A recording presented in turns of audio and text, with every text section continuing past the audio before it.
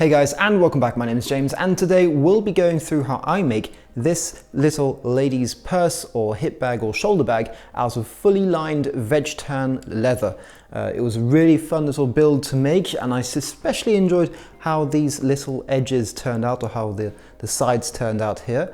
I learned a few things along the way. Hopefully you guys learn along as well. If you have any comments or questions, feel free to ask them in the comments below, and I'll do my best to get back to you as fast as possible. Thanks guys, and enjoy the build.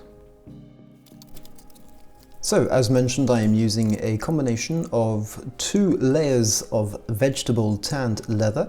I'm using 1.2mm and 1.4mm veg tan leather. Both times they'll be sandwiched together, resulting in basically every side being 2.6mm thick. The outside will be dyed green with Fibing's Pro Dye, green Pro Dye. In this case, I did wet my leather first. I usually use neatfoot oil to wet the leather, as it brings back some of the natural nourishing oils into the leather that's often needed. But this time I used just plain simple water to see if it made a difference, and went in with the neatfoot oil afterwards. To be honest, not a huge difference. So I don't know, I think I'd stick with the neatfoot oil first and just skip the water step. As you can see, there was a small spill, but not a big deal. It did result in the leather being slightly dark in one area at first, but that's quickly evened out just with the dye drying out and rubbing out for most of it. And then with just the different coats of oil and wax, it sort of like spreads out, so no worries there. For the inside pocket, I had selected a first piece, but to be honest, I decided to discard this and go for something better, because the first piece just wasn't up to scratch. It had some issues with it which I wasn't happy with, and I decided to go for a brand new, spanking new, clean piece that would work even better, just simply because I want this bag to be as pretty as possible, and the piece I had was not right for this. I am going to be doing turned edges, and this is the first time I'm doing it, and I wasn't totally sure how to go about this whole process. Ultimately, it worked out okay-ish. I think the biggest lesson I have is make sure you skive those edges to the smallest size possible.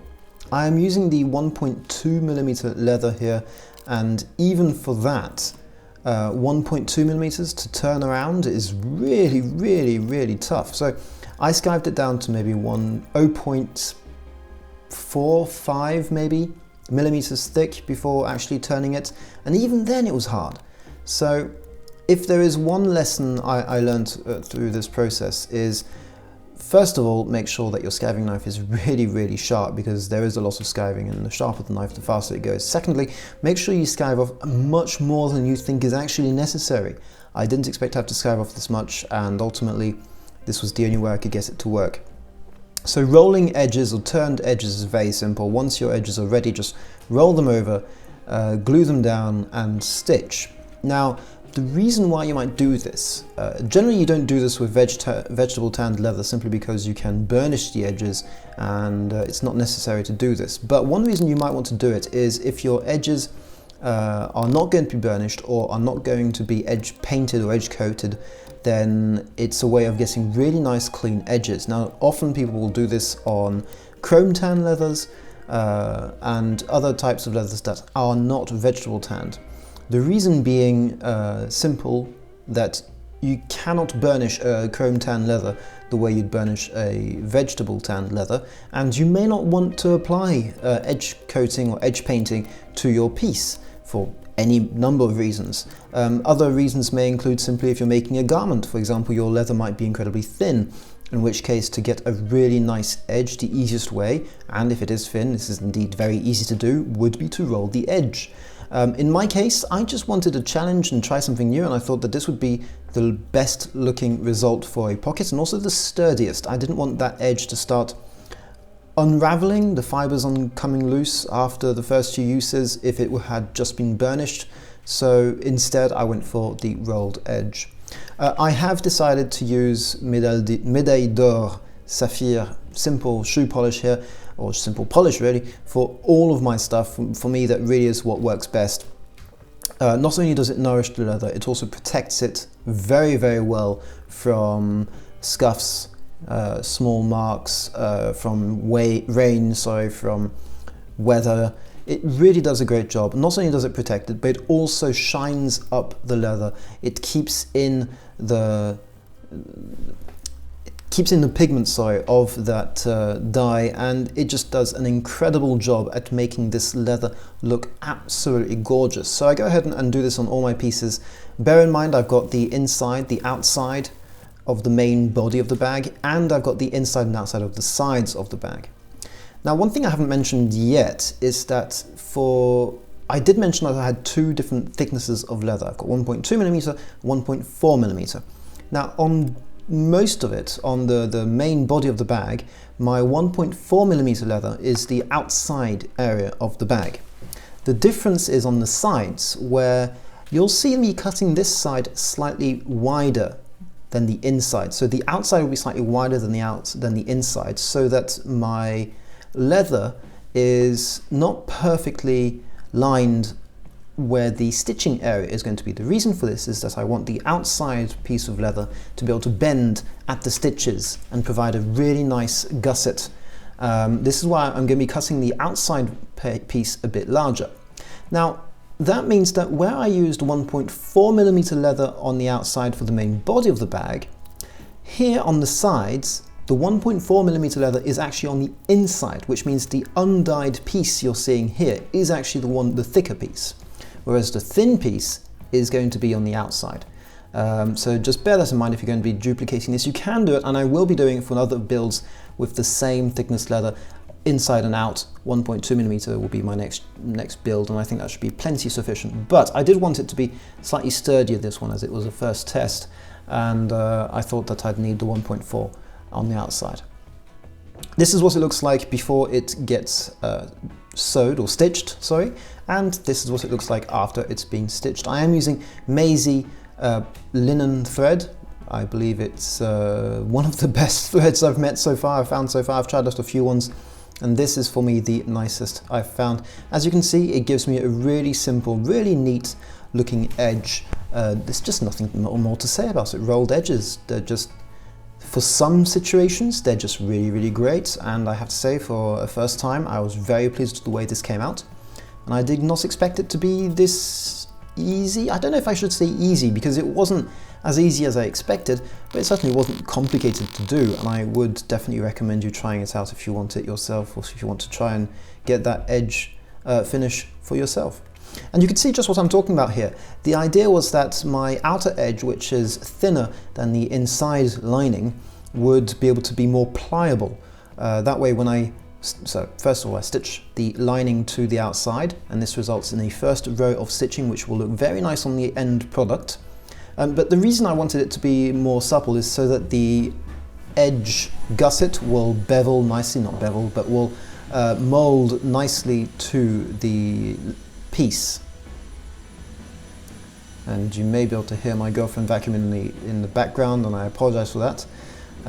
This is going to be the outer part, and as you can see, test dry fit just to check where the hardware is going to go. I'm not using anything very fancy here, just a simple little clip which you can find at most hardware stores. Make sure you measure it out perfectly, because once those cuts are made, there is no coming back, so you want to be very, very careful and double check every time before cutting. I go ahead and mark out where my next holes will be and start pushing in the leather, because yeah, indeed, as a pocket, this leather needs to be prepared in advance for where it's going to fold, and I wanted to make sure that my stitching was going to be as easy as possible to do, so I had to press it down at first, and it has left a bit of a mark, but that can rub off quite easily. Mark down where your stitching holes will be. Take your time doing this. Again, once your holes are done, you can't really go back, so it's a crucial part of the build. I am using Crimson Hide's pricking irons or stitching irons, and I find them to be absolutely gorgeous. They give me a very clean cut, they're very easy to use, and I do recommend them. One of the things I found when I started off was I could never actually get the awl to make the hole the way I wanted it. For some reason, I've never been able to master proper awl technique to get proper saddle stitching, and therefore I quickly opted towards pricking irons that would basically make the holes for me in a very nice, neat way. And you can find them incredibly cheap online, and I definitely would recommend starting there if you're getting into leather. However, upgrading to something like this, and now this is basically what I'd call close to professional quality pricking irons here, and the price is certainly much, much heftier. I mean, for the price of one pricking iron, I could buy at least 10 of the cheap ones. But for me, it's seriously upgraded my game, and it's made my work look so much better and so much easier. And overall, it's been one of the best investments I've made in terms of tools. In terms of knives, yes, you could always argue that better knives are better, but it's not what's made the biggest difference in the quality of the final result to me. Having better knives is great. It certainly helps cut, certainly helps keep an edge better, but if you're not worried about having to sharpen your knives on a regular basis, then, or even just change the blade of a Sharpie knife, or I'm not sure how you call those, but to be honest, you can buy very basic knives and do great work with it. But what's changed the quality of the result for me most has been the Crimson Hide stitching irons, or stitching irons? Pricking irons, that's it, pricking irons. Here I'm going for a very, very round edge on all corners of my piece. To be quite honest, maybe next time I will try something that's not as round for the inside, keeping the outer flap nice and rounded out maybe, but having smaller curvatures on the inside of the bag for the next few builds. But it's not bad at all the way it is, and to be honest, I really like the result. So once I've beveled the edges, I do give them a quick pass on the sandpaper just to make sure that they are looking as good as possible. And once this is ready comes a crucial part, which is basically marking out where my stitching holes are going to be and hitting the holes through. Again, be very careful with this step, simply because you can easily leave a mark on the leather that's going to stay there for quite some time. So just take your time here, there's no reason to rush, and it's one of the most important steps to getting a really clean stitching line. As you can see here, all my holes are punched, and I'll be able to stitch up the sides of the bag to the main body. And you're getting a preview here of what the sides will look like. Yes, there will be two stitching lines, and that is why I'm using very heavily contrasting colors in threads versus the dye, because I really wanted to play around with that stitching line. Go ahead and dye the edges, and again, this is a crucial step to take your time at. Because I'm using undyed leather on the inside, any mistake here could totally ruin my piece. I cannot take these two pieces of leathers apart.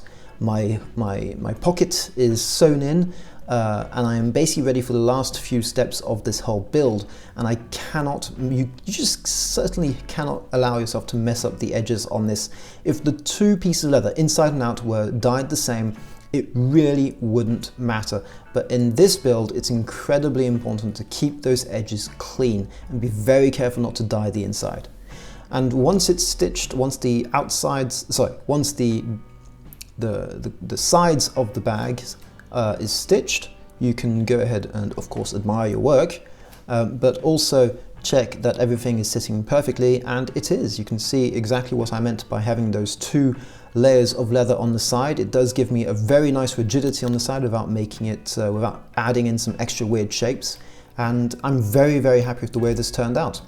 So once that's done, carry on preparing your edges here, getting rid of some of the excess leather that has built up from that, from pressing it down in the corners basically. Go ahead and give it another small light coat of dye where you've had to get rid of leather, just to make sure that the dye is even all around. Again, being very careful not to get dye on the stitching. And so at this point I stitched it all the way around before burnishing, sorry.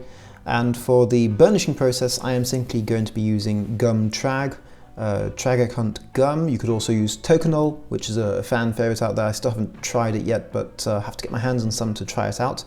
And you could either use a slicking stick, not sure how you call it, it's basically a piece of wood with notches in it that you might use to slick the edges, to burnish the edges, or you could use the way I did with a cloth.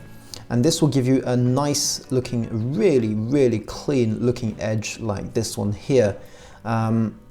and it's the most effective way of preparing your edges. Now bear in mind, this only works for vegetable tanned leather because it still has oils in natural oils, and the keratin from the leather is still intact, and it will not work on chrome tan leathers, or at least not as far as I know.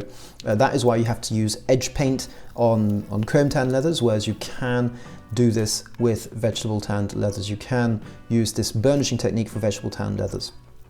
So there you go. As you see, just let the gum trag seep into that leather just very slightly before burnishing. Go ahead then and give it a coat of beeswax to be able to burnish once more, and this will really help protect your piece. Right now I am making the buckle attachment straps for the strap, and this is quite simply by having 2 strips of the same green leather, reinforced in the middle here with 1 extra strip of just simple leather, just because I wanted to make sure that it was really nice and sturdy and that it wasn't going to fall apart on me. Go ahead and stitch it all up, prepare the edges. I mean, nothing fancy here, it's just basically rinse and repeat. One thing that I will not show you on camera is how I made the strap. It's very, very simple. You'll see it at the end, but I won't go into the details of how I made it because it's really, really simple. So if you've got questions about that you can't figure out exactly what happened just by watching the video, feel free to leave them in the comments below. I'd love to be able to answer you there. Attaching these were quite simple. This is not necessarily the way I initially imagined attaching it to the bag, but to be honest, it really works stupidly well. I am using what you call Chicago rivets or Chicago screws, which is basically, it looks like a rivet. It's not, it's just a screw. It goes on both sides and it holds really, really firmly. I'm very happy with the result. And at this point, my bag is basically made. It's basically done, it's finished, and I'm very happy with it. But the last thing I always do to any of my pieces before sending it out to a client is giving it one last coat of protective wax, just to, again, clean it up, you know, clean up the piece before you send it off and protect the leather from anything that might happen to it. But yeah, final inspection looking very good. I'm glad about that pocket inside. It's going to be very useful. I love the way the sides turned out, and I just love the quality and the color of this little satchel, this little hip bag. There you have it, guys. This is how I make these little bags. I've only made one for now, but I'm hoping to make a few more in the upcoming weeks and months, either in black, brown, or even a lovely blue. There is an electric blue which I really enjoy playing around with, and I think this will be the perfect build for it. They will be up on my Etsy page. Hopefully you can go and check out the pictures and all the details there. If you're interested in supporting the channel, don't forget that Etsy is a great way of supporting me. You can pick up some lovely little card holders. Everything is made by hand by me here in Paris, and if you're wanting to support the channel but not ready to invest in anything just yet, feel free to hit the subscribe button. Leave a like, leave a comment. These things really help me out. And in the meantime, as always, if you have any questions about the build or about what I've been doing throughout the video, or anything really in general, go ahead and leave them in the comments below, and I'll do my best to get back to you. In the meantime, guys, I'd like to thank you for joining me on this build. Again, a like, a subscribe go a long way to helping my channel grow, and hopefully you've enjoyed, and I'll see you very soon for another bit of leathercraft.